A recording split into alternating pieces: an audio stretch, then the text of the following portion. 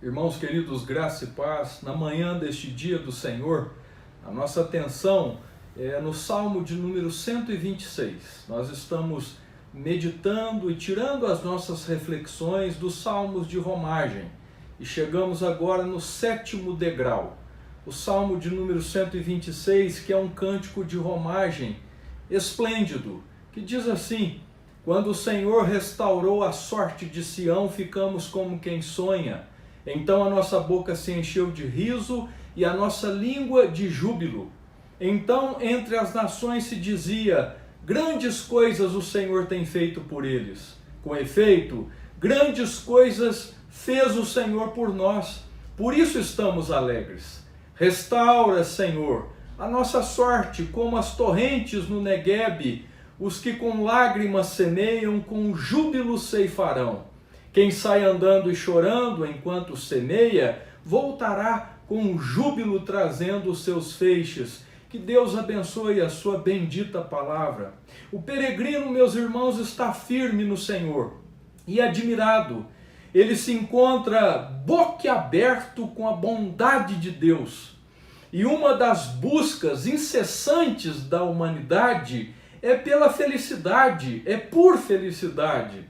Mas para o cristão, para o peregrino, a felicidade já está presente porque ela é Cristo, é uma pessoa. Aqui está, meus irmãos, um salmo que nos convida a viver sempre alegres, visto que a alegria do peregrino é uma pessoa, não é circunstancial. Este salmo, na verdade, é um bordão, uma vara de sustentação para a nossa alegria. O contexto provavelmente deste salmo e da vida deste peregrino talvez seja um cativeiro, seja um momento, meus irmãos, de muita dor e que agora, pela bondade de Deus, eles retornam à terra. Aqui estão alguns exemplos bíblicos de como nós nos devemos alegrar. O peregrino precisa trazer à sua memória o Deus a quem ele serve. Pensarmos em Deus, igreja, meditarmos nas Escrituras acerca de Deus, enche o nosso coração de alegrias profusas. A primeira maneira, meus irmãos queridos, de nós nos alegrarmos é reconhecer que as Escrituras nos faz lembrar do Deus Criador e que é também o mantenedor de todos nós, o escritor e condutor da história. O Deus que nos criou não nos deixou à deriva. Meus irmãos queridos, Deus levará a bom termo tudo aquilo que Ele idealizou, tudo aquilo que Ele criou. A segunda maneira de nós nos alegrarmos, meus irmãos, é voltarmos para a Escritura, porque as Escrituras nos faz lembrar do Deus Redentor, do Deus Remidor, o Deus que fez em Cristo por nós algo deveras estupendo. A Escritura nos faz pôr os olhos e o coração somente em Cristo. A terceira maneira de nós nos alegrarmos é também olharmos para as Escrituras, porque a Escritura nos faz olhar para o que Deus ainda fará por nós, para nós e em nós, através de Cristo, nos mantendo firmes, meus irmãos, e sempre firmes na oração e na confiança das promessas de Deus. Salmo 119, verso de número 105, o salmista Davi diz neste salmo: lâmpada para os meus pés e luz para os meus caminhos é a tua palavra, Senhor. Os versos introdutórios deste salmo 126 nos apresentam 4 atitudes do peregrino. Diz assim o texto: quando o Senhor restaurou a sorte de Sião, ficamos como quem sonha.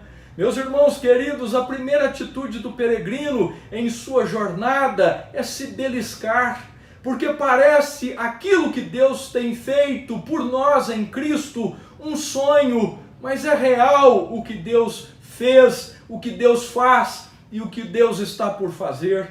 Deus se lembrou de nós, pecadores miseráveis.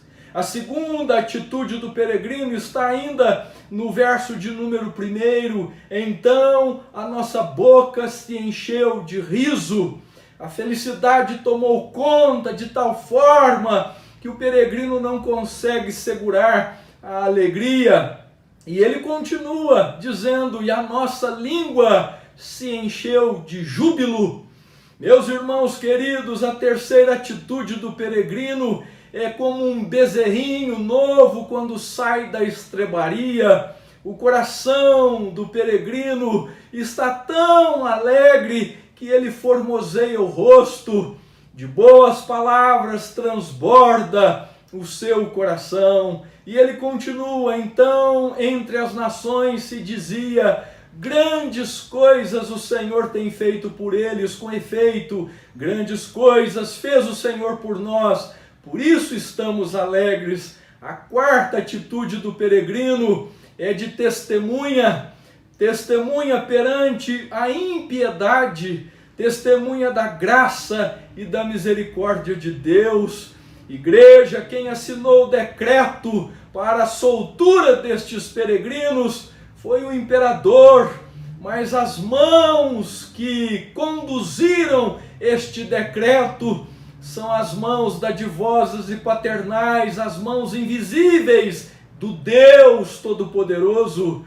Mas a linguagem, meus irmãos, está na voz passada. Está, meus irmãos queridos, como que trazendo a nós uma expectativa passada.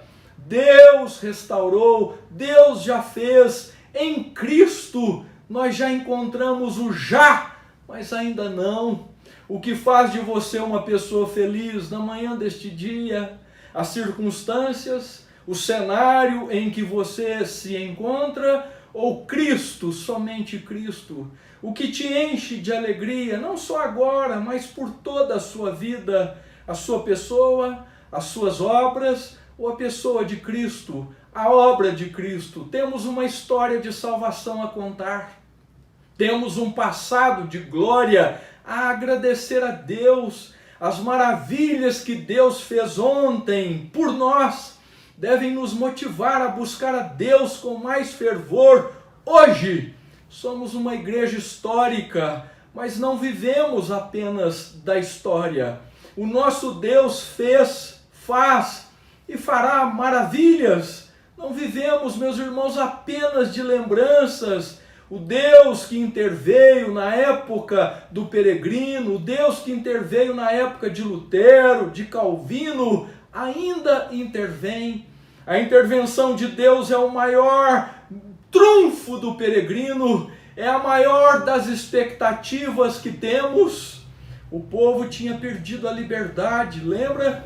A pátria, o povo havia perdido o templo, a família, o culto, as festas estavam entregues à crise da desinstalação, às margens dos rios da Babilônia. Eles tinham saudade de Sião, foram arrancados dos seus lares, vínculos foram quebrados, perderam bens, famílias, estavam aonde não gostariam de estar, num ambiente favorável para a proliferação da apostasia e da apatia, um cenário propício para crises, mas Deus quebrou o orgulho do imperador. Deus restaurou a sorte de Sião, abrindo o coração do rei, abrindo as portas do cativeiro. A libertação, igreja, não é obra humana, é intervenção sobrenatural de Deus. A redenção, igreja, não é algo sinergístico, mas monergístico. A redenção é monergisticamente realizada, porque a salvação pertence ao Senhor. É Deus quem restaura a vida da igreja. É Deus quem nos tira da cova, quem nos põe de pé, que nos faz sonhar de novo.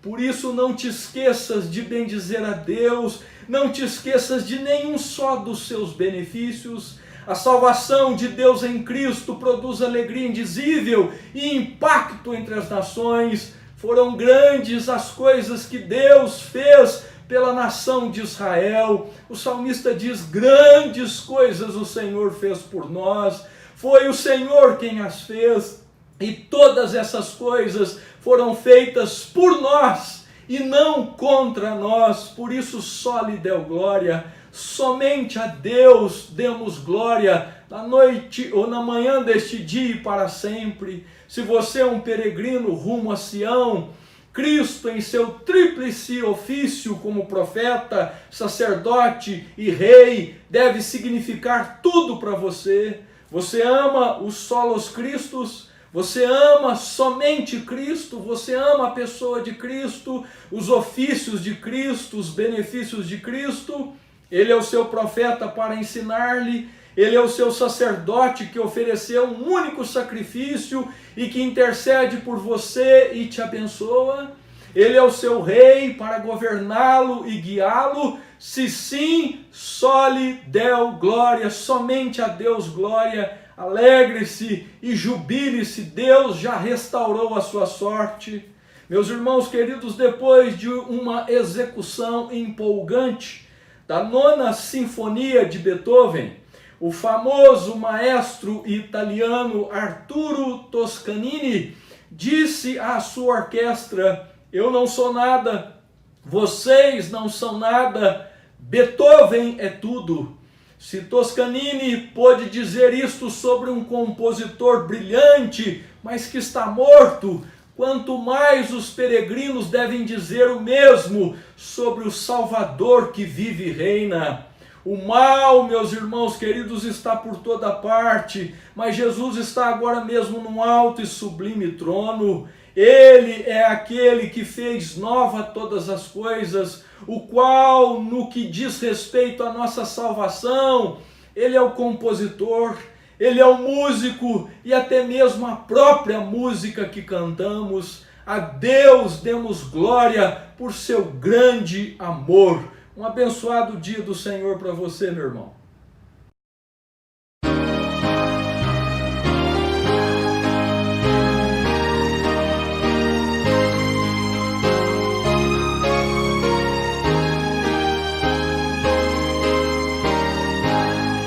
A Deus demos glória por seu grande amor, o Filho bendito por nós todos deu, e graça concede ao mais vil pecador, abrindo-lhe a porta de entrada no céu.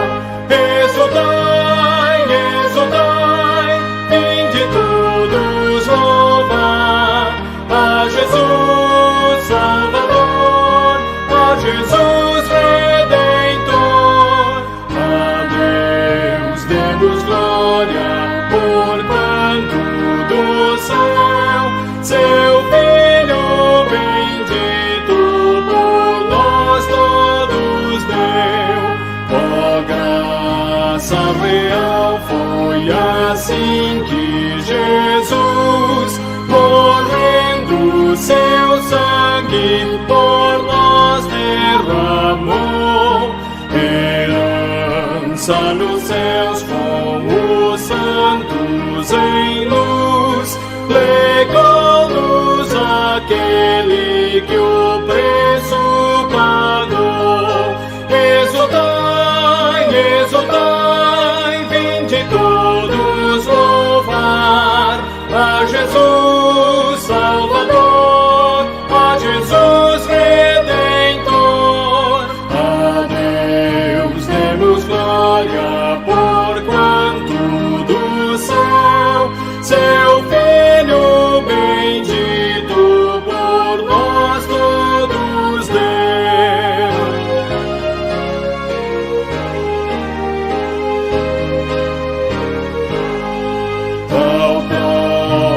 De amor nos persuade a confiar nos merecimentos do Filho de Deus, e quem a Jesus pela fé se entregar vai vê-lo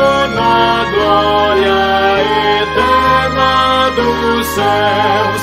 Exultai, exultai.